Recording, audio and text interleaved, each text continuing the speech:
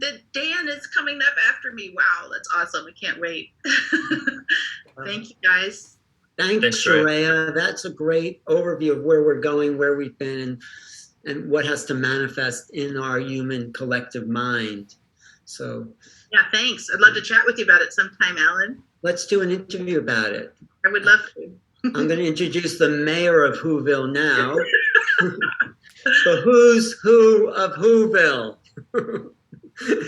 Dan, great to see you, and thanks for your connections. I made a nice contact with your referral. And, I like to introduce Dan because I know at the beginning of the talk, I can follow him. And then it goes so deep, and it's so, such an evolution of consciousness, the levels that Dan is talking at, that he wants people to come up to that level. If we're really going to make peace on the planet, we're going to make peace, we're going to understand the science of the incarnational form, the right way to meet spirit. It is a science. And I think in however many years, people are going to be studying the science of Dan's understanding, the science of spirituality, the science of consciousness, that right now, what we know is just grasping at straws and trying to make sense of something Dan has been formulating for the last 30, 40 years. He's put it together in a way we need to rise to the level of understanding where we can embrace this teaching. So Dan, thanks for being here, and take it slow. Even though I've heard your talk, I'm still trying to integrate all these concepts, longitudinal waves and implosion and all that. So it always helps me, even if like her, to find some of the concepts as you plunge into the awakening of forever awareness. So does it make sense? Well, thank you so much, Ellen. You're too kind. You're way too kind. Yeah. Thanks for being here. Yes. Well, I was very pleased when I saw that the theme of this series for Portal to Ascension was the sort of ancient origins, ET, ancient history.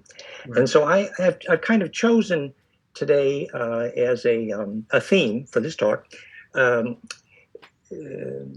the decoding the extraterrestrial origins of Earth religions as a way to understand a deeper science of the physics of ascension and spiritual growth. Actually, that's sort of the subject today, for what it's worth. That's right. That's right in line with a lot of work Neil does all the time, putting together these greater cosmologies. So yes. Thanks. And most people here know that I've been studying the extraterrestrial origins of Earth's humans for most of my life, and we have dozens of films about that. It's all at fractalfield.com/fusion in the blood. And fusion in the blood is the metaphor because, when you have that bliss implosion in the blood, then you, in fact, you ride the long wave, and that implosion radiates the longer field effect, which we call ascension. And we talked about the physics of that many times. So what we wanted to talk about today particularly was we have new information now about Earth's extraterrestrial history. Because, are you going to show a PowerPoint? Are you showing? Yes, yes, I have a few images here, yes. Okay. And yeah, just see if you can get on the PowerPoint. Just see if you're a co-host. And okay, let's see. You should be. Okay, perfect. But yeah. Okay, great. So we're going to be talking about this. Let's see, this ET series here, the ancient Uru, the Uru-an here. So this is what Diana calls the Siakar, and what Megan Rose call their word for the Draco is the ancient Ur, as in Uru, the ancient Draco blood. And you see how this term Uru is common to all our historical words for bloodlines, the Anagur, the Magyar, the Uran, Uruk, the even Uluru, Exactly. Durga, Asa Uru being Assyria or Assyria, and Uru Asa Elamdru. So, somebody should ask who Uru is, and now we pretty well know who Uru is, and Uru is, in fact, means ancient Draco blood. That's what it means. And the point I want to make is that the community of sources has converged very well now to agree on that ET history. Namely, I was inspired by Alex Collier so many years ago when I was living in Boulder, and Alex introduced me to Morna and Phaseus, with whom I later had some direct telepathic communication. And now Alex Collier just completed his interview with Elena Danaan today and Megan Rose with Donnie Henderson. And Michael Sala has even joined from Exopolitics, Elena Danaan and Michael Rose. And so the descriptions of the ET history, the dragon history, and the fact that the Federation has now pretty much succeeded in removing many of the Draco from the solar system, there is so much agreement, whether it's the SSP survivors or whether it's the communicators with the Federation, Elena Danaan and Megan Rose, or whether it's Alex Collier, who's now interviewing with both of them, or whether it's Michael Sala. Everyone agrees. There's almost universal agreement there. Of course, it's kind of funny. The one sort of ET source that's out of sync a bit is this Gosha Swaru from the Tegotan Pleiadians, who is still preaching that the Federation is the bad guys. Well, but it's sort of funny because that's the same Tegotan Pleiadians whose female dominance resulted in 80% females, and they were using parthenogenesis. And as a result, the Andromedans predicted their bloodline was basically losing ensoulment. And in fact, Swaru as much as admitted too much time travel, fractionation, loss of ensoulment. But it's fascinating because when we realized that Enki of the Anunnaki, when they left Pleiades, as Anton Parks outlined very well, and maybe we'll show that slide. So we're going to be talking about Anton Parks some here. Let's see here, let's supplement. Uru temp, we got to get the right slideshow. So we're going to be talking here about Anton Parks. And here's the slide.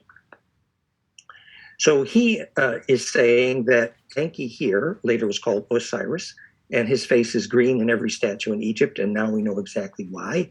But Anton Parks is not very good at giving us the big picture, because Elena Danaan has been much more clear that the Anunnaki, of whom he is the family, in fact, were parasitic and came through a portal in Orion.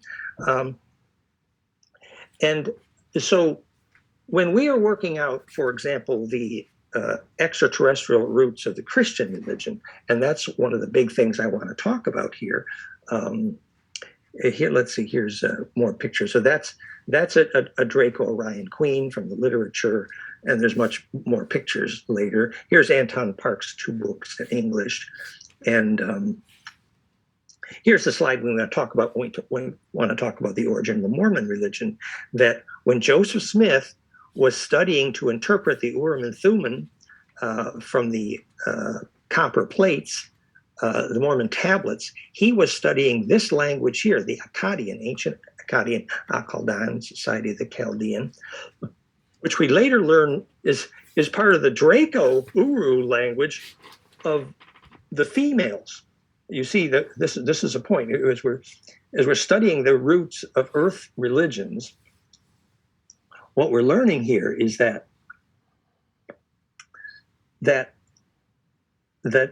Draco, as they were, their roots are described in the book Thiuba in the French tradition, which they say is the root of the term Yehovah, Yahweh. And at that time, the Draco were androgynous. And when they started reproducing sexually, there was a war of the sexes, actually, in Draco ancient history. And that meant that in the Draco, as Anton Parks reports in more detail than Elena Danaan, there was a separate language for the men and the women. And this is The male language was called Imagir, which was the language of the princes, which became Sumerian on Earth. And we know the Sumer means more than South Sea. It means Somer, means dragon or Draco. And whereas the female language of the Draco was called Emesa, from our word emanate, and that then became the Babylonian and the Chaldean, Akkadian, the language that Joseph Smith studied in order to interpret the Mormon tablets. Now, there was an agenda there, which this is what's so fascinating about Earth religions, that if you go to the root of the religion and you're aware of the ET history, you see that when Joseph Smith learned of the seraphim, which is the winged dragon history, he was influenced by this angel named Gabriel. And yet, in the Christian tradition, who introduces the bloodline? It is Gabriel. And when Muhammad in the Muslim tradition is introduced to the quote unquote extraterrestrials, it is Gabriel who does it. So someone should be asking, well, what was the agenda of Gabriel? And it obviously had to do with genetics. And that fits what we're learning about the bigger picture here. The genetics of Gabriel is old Draco, what we would call high Siakar. A Siakar is a word Elena Denon introduced to describe the high princes of the Draco, which I learned years ago from Michael Helios. Actually, that's where it was not new to us. Point being that if we study the history of Draco, we learn that they came from, well, we now know it's their home star, where their queen, and it is a female line. Remember that the Draco line is led by a dragon queen, quite literally. We now know it's a white queen, and actually, Johann Fritz, who's been on our shows several times, has met the White Queen of the Draco. Quite scary, actually. And we learned later that when we said that Enki, when he came from the cloning pot in Pleiades to Earth, and started basically every religion on Earth under the name Ab-Ra, as in Abraham. He's the Ra in Abraham, later Osiris. Each religion started with a fear of women. And one could ask, well, was that fear of women of the Pleiadian female dominated? And no, actually, now we learn it's a bigger picture. The fear of women that started every religion on this planet was the Draco queen.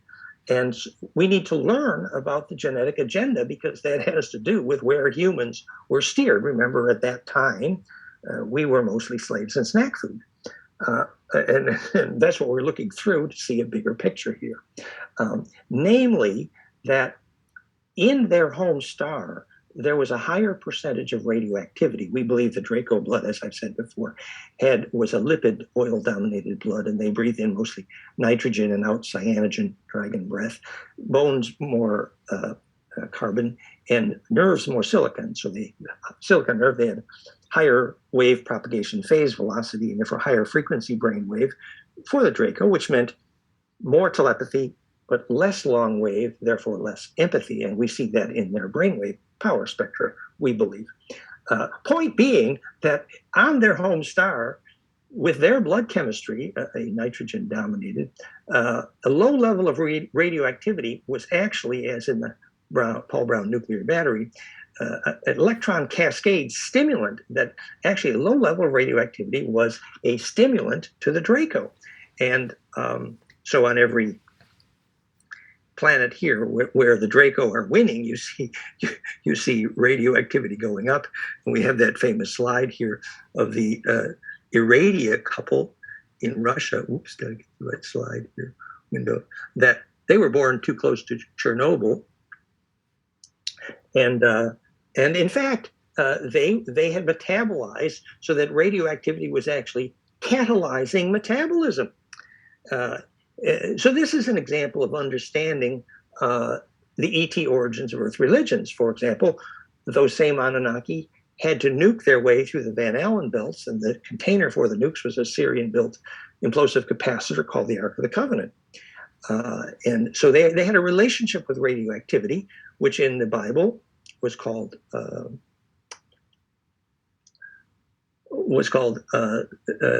nitrogen poisoning, or the plague of Azoth, which also meant radiation poisoning, which, in fact, the evidence of nuclear blasts in the Sinai are overwhelming. So back to the genetic agenda. So in the Draco blood chemistry, that low-level radioactivity, which was a stimulant to them, produced too many genetic deviations. So for mutations. So for the Draco, DNA that changes is defective. Let's just call it the Monsanto mistake. And so genetic diversity is the opposite of what Draco aimed for, which is one of the reasons they're interested in getting a library card to Earth DNA, because they forgot about genetic diversity.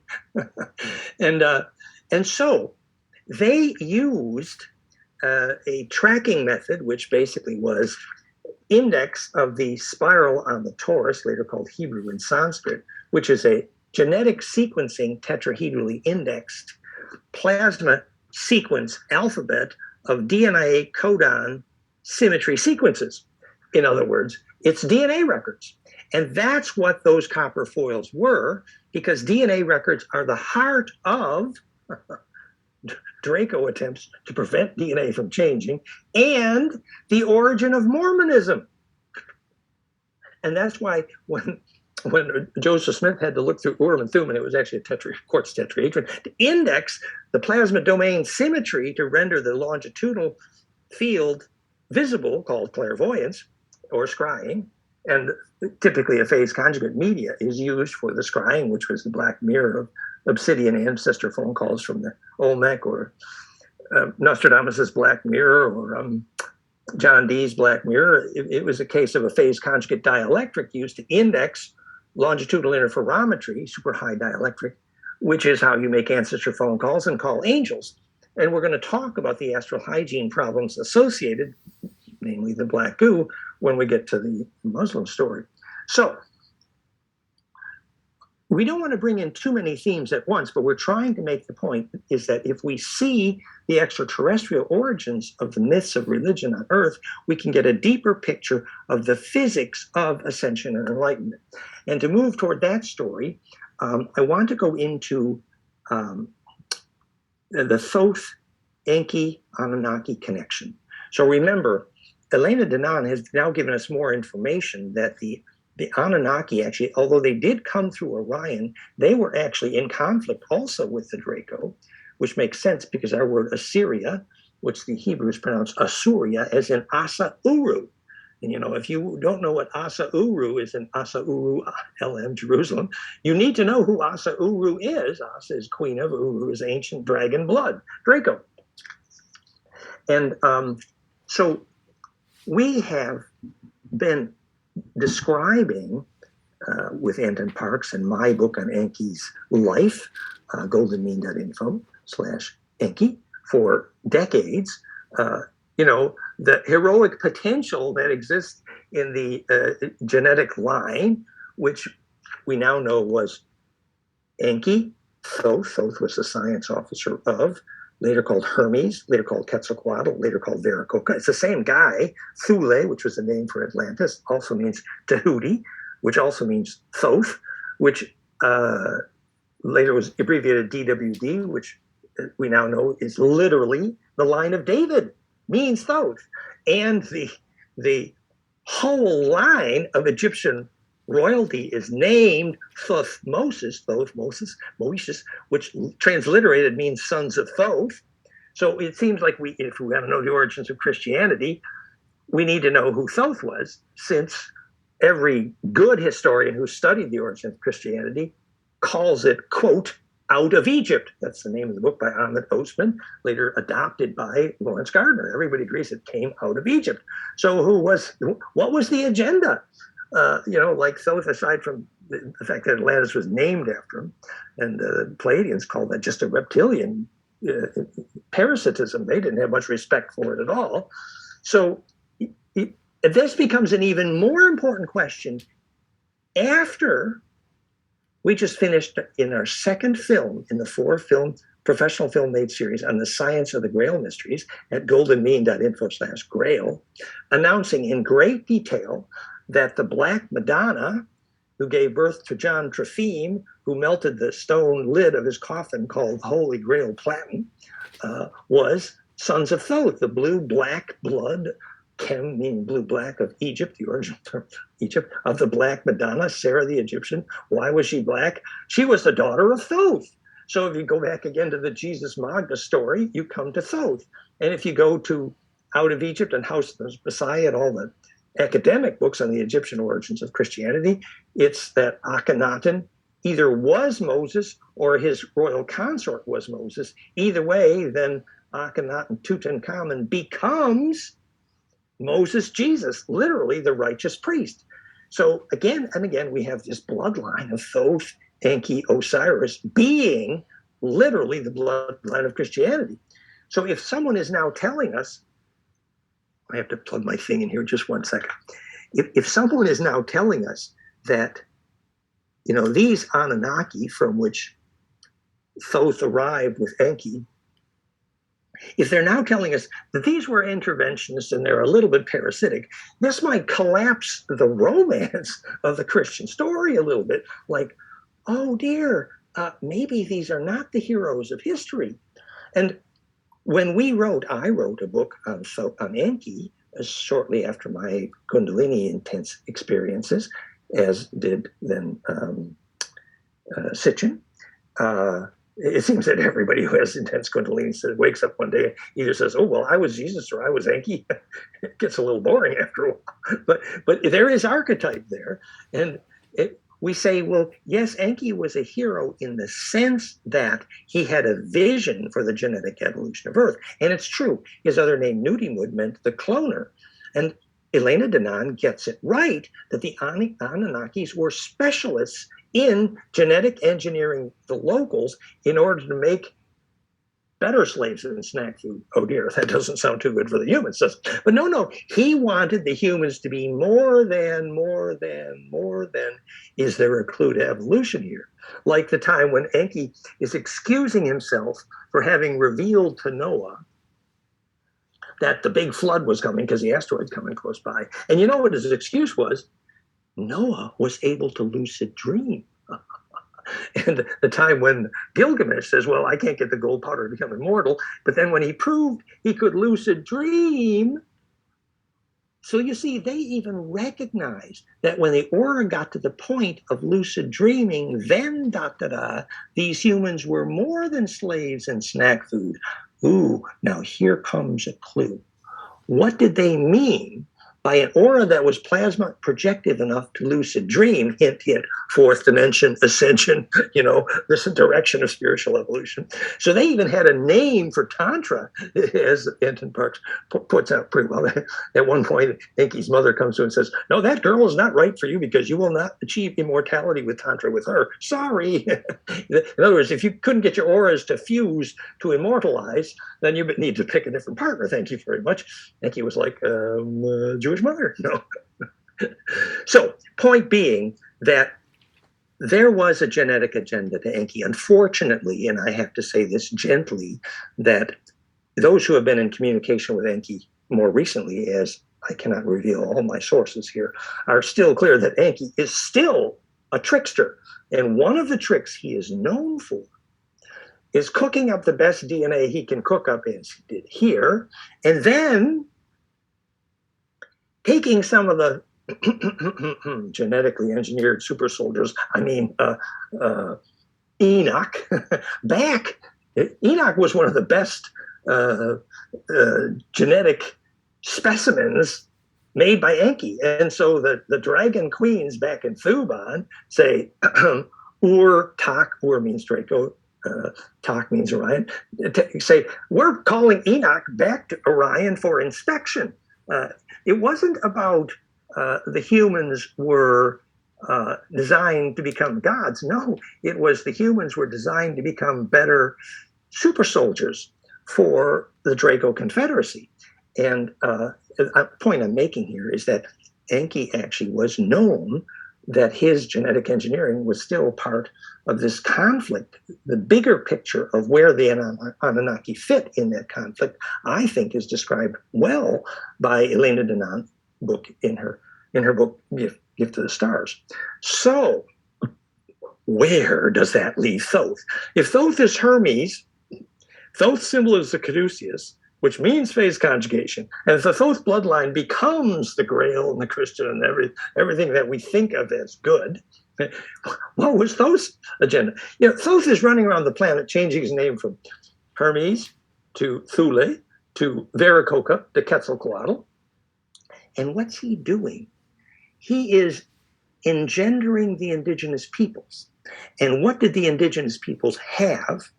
They had lucid dreaming. Hundreds of generations born on the same genetic lines, their DNA was becoming implosive with respect to the Earth, phase conjugate coherent, called a Braxis point, enabling their DNA to become ensouled. And that is Humpty Dumpty's egg, and that is Hermes' agenda. So here's the fun question when we ask, look, Hermes built a pyramid, Giza, Cairo, right? Now, we learn from the Federation that, in fact, pyramids around the world were using the phase conjugate low-frequency infrasound harmonic cascade of the Schumann harmonics piezoelectrically to implode a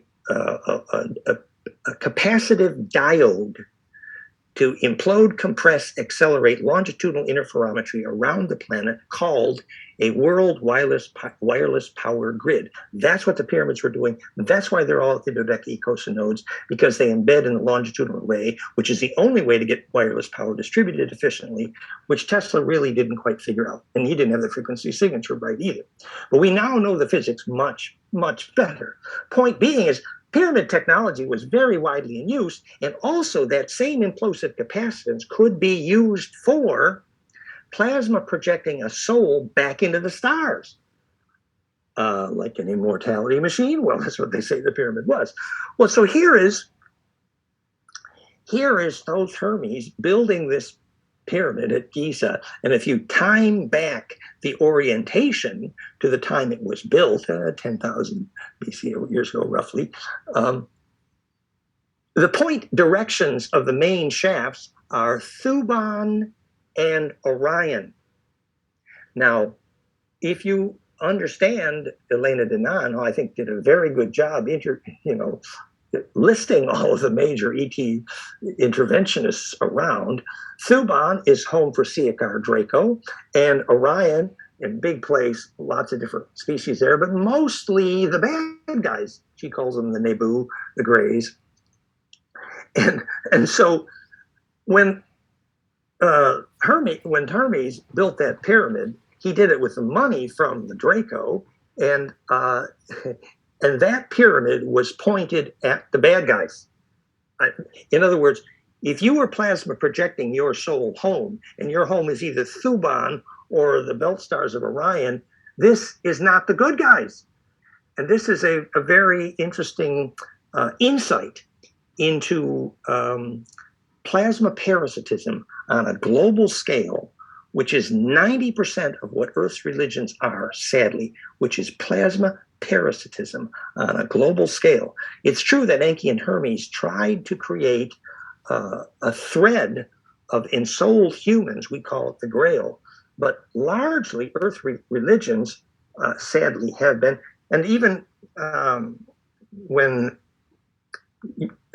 Yavsky, Swaru, and Gosha go to many episodes saying Christianity was just a Roman invention to enslave people. Well, most of that is correct. I mean, it's sad but true. So we've gone through out of Egypt. Now we want to talk about the Muslim story just briefly. That remember that Muhammad again is talking to the same Gabriel who has a similar genetic agenda. But what many people don't realize, who haven't perhaps studied Harold Kautz-Vella and also Johann Fritz, who talk in depth about the most dangerous parasitic AI in the galaxy called black goo, which is a high phase conjugate dielectric carbon nano, self-propagating, self-organizing, dangerous.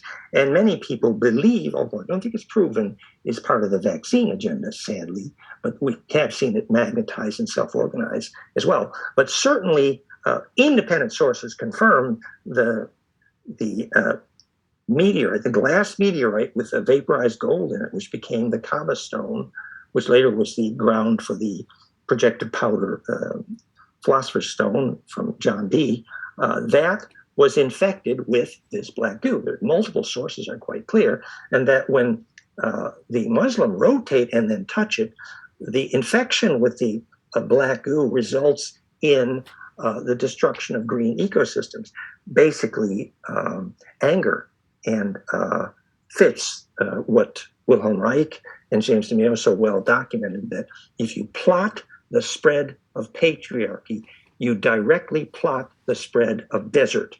So the spread of desert correlates to the spread of patriarchy, but it goes deeper than that. The spread of desert correlates to the propagation of a Draco AI agenda, which also is called doom, which is, you need to understand, in the Draco, moisture is a poison. It's true, actually, and also oxygen is. So on planets where Draco are winning, the planet is becoming a desert, the radioactivity is going up, and oxygen is going down. The Orion Wars were called the Oxygen Wars. We need that context to understand where humans fit in this picture. Point being that the Muslim religion, sadly, appears to be related to this infection problem of an AI note among the Draco, although the black goo penetrance is wide, that the higher royal Draco do not allow themselves to be infected by the AI black goo. Remember the physics there. A super high dielectric becomes a communication device, which can be even interstellar, as in the obsidian mirror of the Olmecs or John Dee's scrying stone. And there's an astral hygiene issue because the good guys and the bad guys use the same radio. The phase conjugate dielectric that makes a phase conjugate mirror work in laser optics is the same as the physics of scrying for ancestor phone calls. And that media of propagation, when it's externalized, we talked about the astral hygiene problem of externalized black goo, which would imply that there were astral hygiene problems for those who didn't understand that when you do the scrying and make ancestor phone calls, if you don't have a circle of clear enough intent, unfortunately, you can't sort which ancestors come through on the telephone. So just briefly, I want to finish this part of the story because I want to go on this science, but to talk about the Jewish religion then, Anne Rice, I think, was correct, and she called it Enkil, the father of all parasites, the father of all vampires. The blood thickens until it's quasi-crystalline. And then remember, Anton Parks got it correct, that Enlil Yahweh was a failed clone who was obviously soulless in our sense of the term, and therefore unable to harness his own juices of bliss, so had to harvest souls in order to. And sadly, from that perspective, the Jewish religion is basically a conveyor belt of souls into a hungry ghost, actually. And if you see who the Grim Reaper is and see where the ghosts are going at death, this does not mean that the term Yahweh is inherently bad. Yod He Vav He, if you read goldenmean.info/Yahweh, is actually simply a name for two opposing light tones. But on this planet, in the conflict between Enki and Lil, Enki Osiris, and Lil was Yahweh, Yahweh was also named Satan, the great territorial administrator, the origin of our term Satan, quite literally. And also there was public relation wars. Lucifer was the other name for Enki. So who's the devil? Well, it depends whose public relations budget is higher that month. But the bigger picture here is that the ensouled one is the one that can steer a plasma tornado. And all of Earth religion's names for gods, whether they're angelic beings, remember all of the plasma universe physicists believe in angels now, your name for God is the name for the intelligence of a large plasma cloud. And to start understanding what that means, we figure out why ball lightning responds so well to telepathy, and then how angelic bodies are assembled by the hypercube symmetry. If you see the Ophanim Enochi and goldenmean.info/Ophanim, which John Dee did get through that black stone.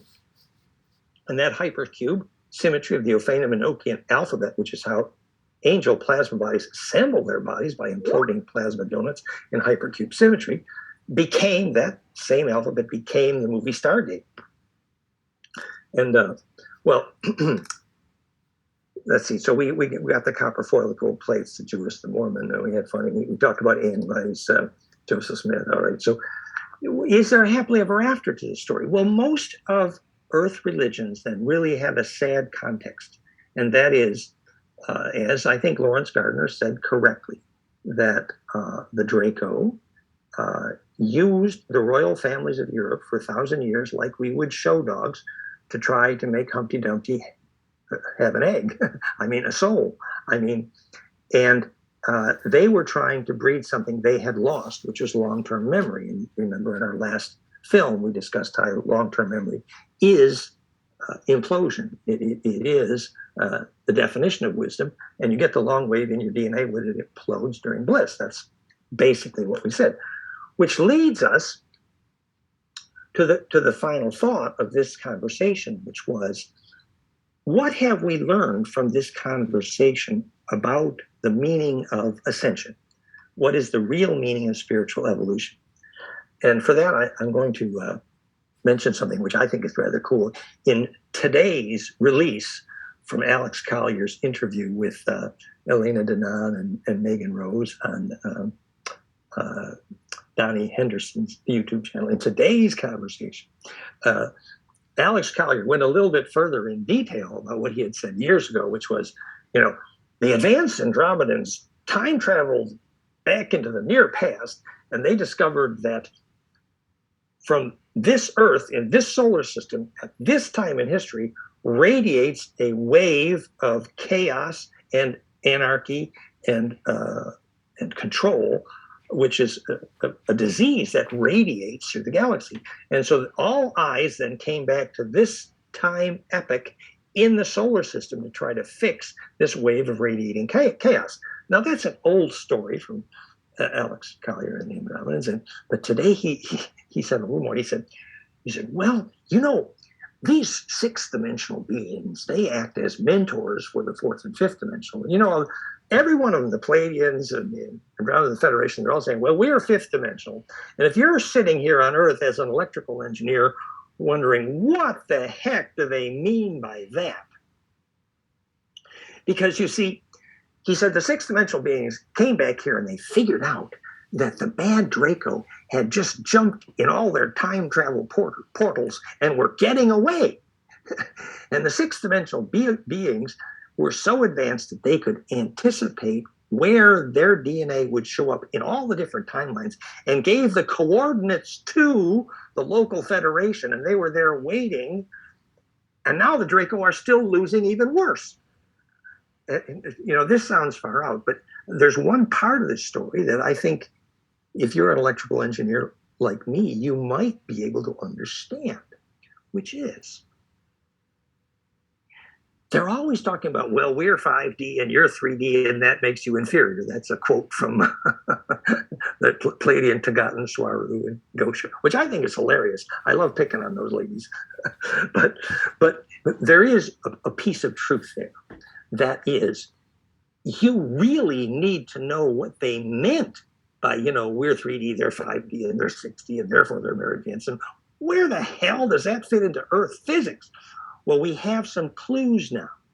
And that is, remember I was saying, they respect the lucid dreamers. In fact, they need the lucid dreamers. In fact, when Eisenhower's MJ-12 signed the treaty with the wrong ETs and the Greys did all those abductions for the Dracos for pay, 90% were some indigenous blood, meaning lucid dreamers. They needed that DNA for something. Now, is that a clue? So what exactly is a lucid dreamer, and how is that key to the physics of ascension? Well, remember, I have built a plasma field which is famous for triggering lucid dreams, Therify.net. Not only do we have elaborate reports in the blog of triggering lucid dreams, but it's actually being used now by lucid dreaming schools. It's so cool.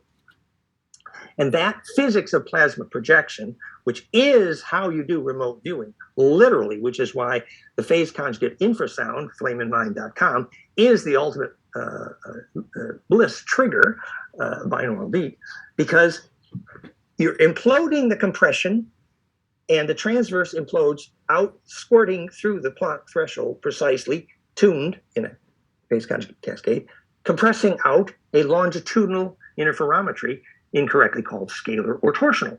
And that longitudinal array is the array called the collective unconscious, the Akashic records, the communion of saints, heaven, plains of Sharon. It's all the same stuff. It's inhabiting the array. And I think it might be useful to look at my film recently by that title. Point being, how do you know when you're in the array, and is that what it means to be in the next dimension? And remember, those sixth dimensional beings who could track the presence in the array to see where the time travelers were going, that's inhabiting the array. So let's talk about an example of inhabiting an array. Have you ever sat in a stone circle or some sacred space and it was absolutely quiet and absolutely still, and suddenly you're in this absolutely crystalline-like stillness, and suddenly a twig snaps in the next room or 100 feet away, and when that little noise happened, at first you thought that noise was inside your body, not outside your body. And then you have to think, oh no, that happened outside my body, but it felt like it was in my body. That is the beginning of inhabiting that array. That array is a fractal. It's a dodecacosa stellation. We have all the famous pictures of what that array looks like. And the still points in that array are where the transverse EMF can converge down that perfect 60-degree implosion cone, and the compression results in the longitudinal wave squeezing out the toothpaste tube at the Planck threshold, and that can then inhabit the array. Now, we talked about the physics of ascension when you had that golden ratio cascade in your brainwaves, for example, and that compression algorithm squeezes the plasma vortex tornado inside your head, and the children who can see their eyes close their eyes and they say, I see a tornado form in my head, and I look through that tube and an eyeball forms. That's why people can take their vision outside their head during death experience and during plasma projection, during remote viewing, etc. It's a plasma vortex. That is absolutely the physics of consciousness. And the plasma vortex forms in a net of fireflies called your synapses, but it doesn't have to stay there. But the plasma vortex requires a capacitively permissive charge environment called sacred space. So if you're in an aluminum building full of electrosmog and bad air, do not try this. It's a bad place to die, and it's a bad place for bliss. So you need a permissive environment called high dielectric, the definition of sacred architecture. So have we learned more about what we meant by the physics of ascension? What is really the definition of the evolution of consciousness? The evolution of consciousness is the size of the array that you inhabit. And all of that possibility requires breath coherence, heart coherence, brain coherence, sacred space, and stillness. The stillness is essential because the still point is where you get leverage on the array. It's where the tornado forms. So that access to the still point where that compression builds. So when they say the next dimension is higher frequencies and higher densities, what they mean is the number of golden ratio exponent multiples times Planck climbs up that ladder, which you can see all the articles at fractalfield.com/vacuum energy, where we have the equations, the physics for how harmonic inclusiveness has to grow, always golden ratio exponents of Planck, the only definition of a 3D fractal and the only origin of negentropy, and essentially consciousness. So As your aura gets bigger to inhabit that larger and larger array, you get access to larger and larger tornadoes and still points. And that's really the Humpty Dumpty's egg, the holy grail of the genetic recipe sought by when the Greys were paid by the Dracos because they couldn't follow the yellow brick road to Oz. And you know what you do when you get down at the end of the yellow brick road to Oz? You get to this crystal green stillness within which it is possible to lucid dream. Inhabit the array, propagate into the longitudinal array, and then you throw your weight around inside a bigger tornado, you see? So, yes, it is about a bigger aura. Yes, it is about more harmonic inclusiveness. Yes, that is the only real definition of Holy Grail and evolution of consciousness. It is about becoming centripetal in a larger and larger tornado. So you see, when you step back from the history of religion on this planet, remember, there are, all sources agree, there are tens of thousands of humanoids in this galactic sector alone. So we have been rather childish and foolish imagining that we were so damn special. No. If we can't teach our kids to lucid dream, we don't get to grow up.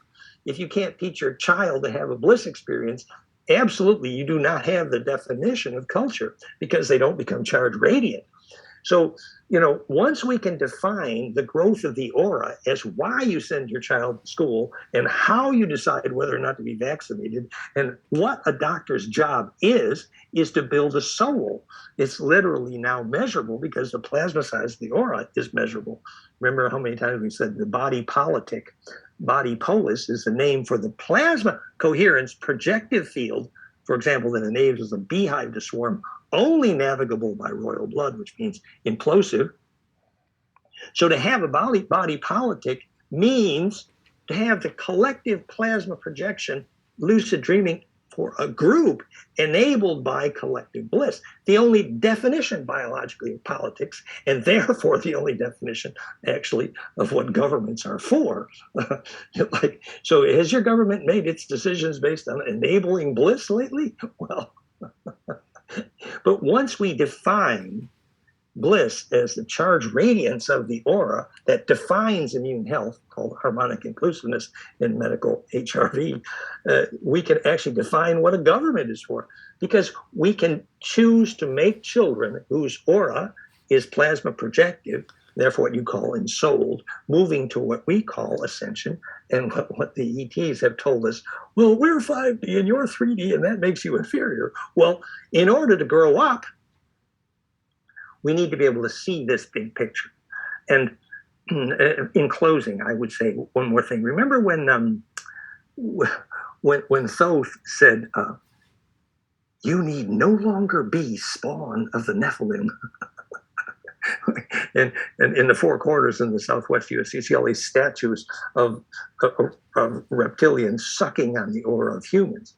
Remember, humans in their mind deserve to be slaves and snack food until, and Dracos always saw us only in that light, sadly, but the Federation has made a big effort to give us a chance now, but that chance requires us growing up and taking responsibility for the direction of our own destiny. But that responsibility for the direction of our own destiny requires one thing, in my view, well, one thing most emphatically, and that is, you know how we said that if you have a source of bliss, it is the beginning of when you have your own source of charge. Until that point, you get your charge from other people and other things and others and others and others and others. So after you find your source of bliss is the first time you have your own source of charge. It's called implosion. And that is the first time you are not a parasite. And we learn that lesson the hard way by having these Draco and the Nebu who do not have a source of bliss. No, they do not have a source of bliss. It's actually true. They're incredibly powerful and their brainwaves can feel like a vice. But in fact, they have a soul evolution problem also. They all have the same problem. How does Humpty Dumpty get an egg? I mean, how do you get a soul?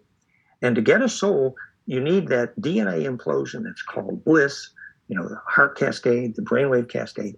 And that beginning of that empowerment is when you have that Kundalini implosion through your aura, and you begin to steer larger and larger tornadoes called going to the next dimension, as it were. So the lessons of history are actually somewhat similar. Let me see if I finished my notes. Inhabit the array, density, high frequency. Yes, and that flameinmind.com, if I may shamelessly suggest, that our tool, flameinmind.com, is probably one of the best ways to measure that. You'll see when you get that golden ratio cascade in EEG, it correlates directly with when the children are able to see without the eyes, when you have bliss experience, when you begin to lucid dream. And note that exact low frequency cascade of Schumann harmonics and the brainwave alpha beta of bliss is precisely how we feed Therify.net infrasound to produce lucid dreaming. And by the way, when Danny Schreiber returned from his death experience and said, yes, I saw the Heinrich Kluge form constants geometry that is the map to death. And by the way, he heard the infrasound, the low frequencies of the black hole sonic implosion that enables successful death, the same infrasound you can measure at the Bosnian pyramids, which commercially produce rejuvenation, just the way we produce rejuvenation with that same infrasound at Therify.net in 25 countries. So the principles of implosion, we have a clear physics here to what bliss is and ensoulment and going to the next dimension. The psychology of that, and this is the closing thought here, the psychology of that is exactly as when you are preparing for bliss or death, that only the shareable wave survives. Only the shareable wave enables compression. The shareable wave is a name for the kind of symmetry that when it implodes and enters into the array called heaven or plains of Sharon or Champs-Élysées, that array is inhabitable by only a library of collective survival information called pure principle, theshareablewave.com, which means anger doesn't compress well. It means every single emotion that you've experienced needed to be digested and compressed and rendered into perfectly shareable, meaning you wouldn't dream of needing a secret at that moment. So I think that's most of the notes I had prepared here.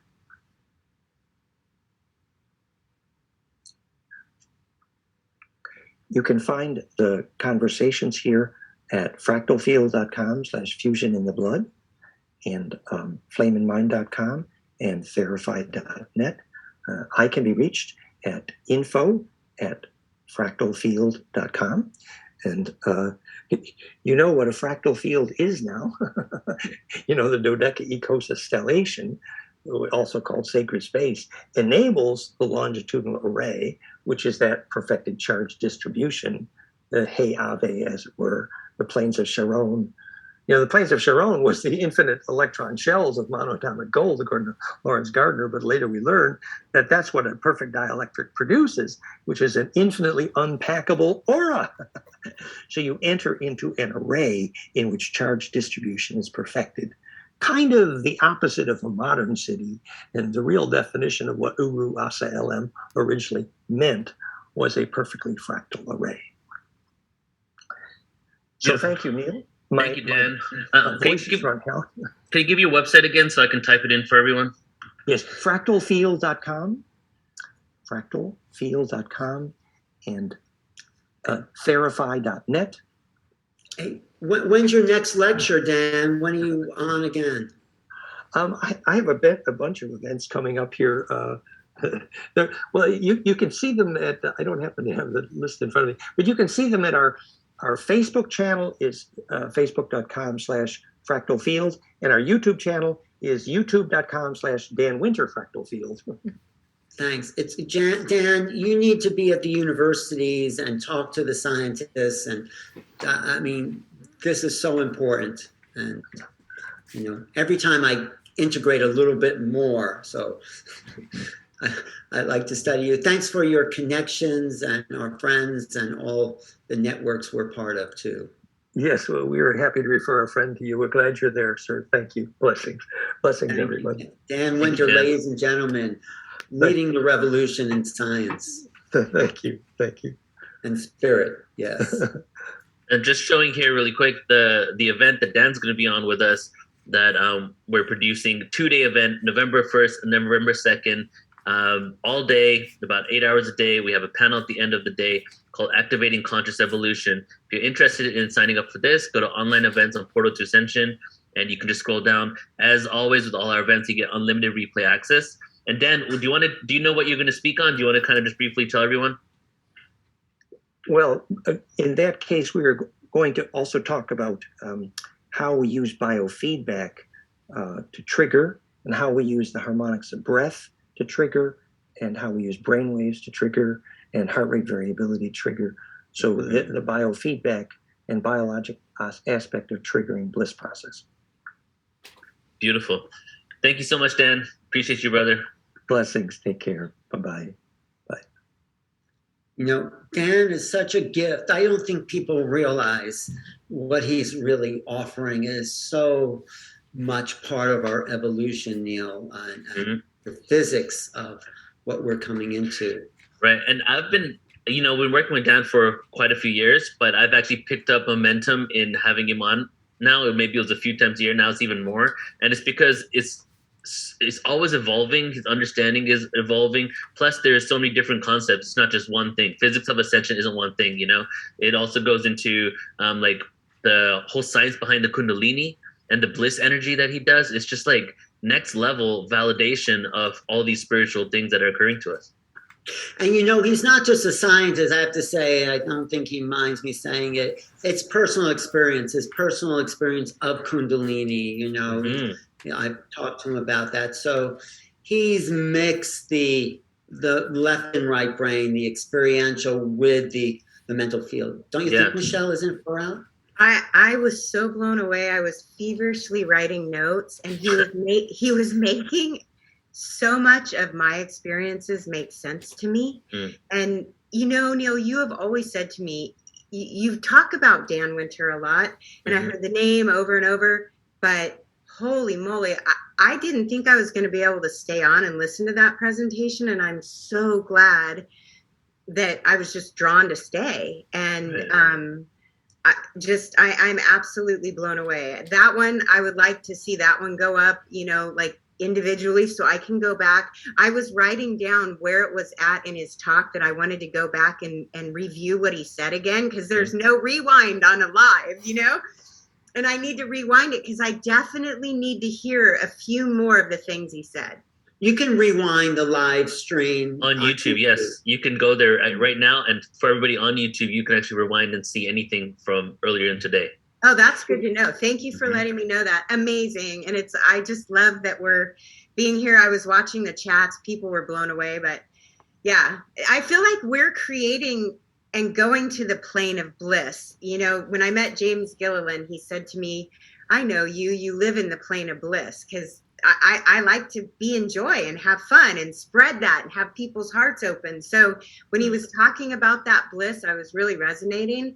And I feel like this Portal to Ascension conference, especially, even every other one I've been on, same, but it feels like they just keep getting us to that plane of bliss. I feel our hearts opening. I feel us just really soaking in, and every single one of these speakers that is just layer upon layer of getting us in our hearts and getting our hearts and minds to merge. So I don't want to take us off schedule. I know we have a schedule. So thank you for sharing that. But Neil, one suggestion is, why don't we do just a science conference? Get Dan and Nassim, and just new. Well, I did Physics of Ascension and I did Science of Ascension conferences, both available for free on our website. And Dan Winter was in both of them, but the last one was 3 years ago. So I think it's time to do a new one. Yeah, I'm down. And there's so many great thinkers out there. Yes, great. Thanks. All right, who do we have next?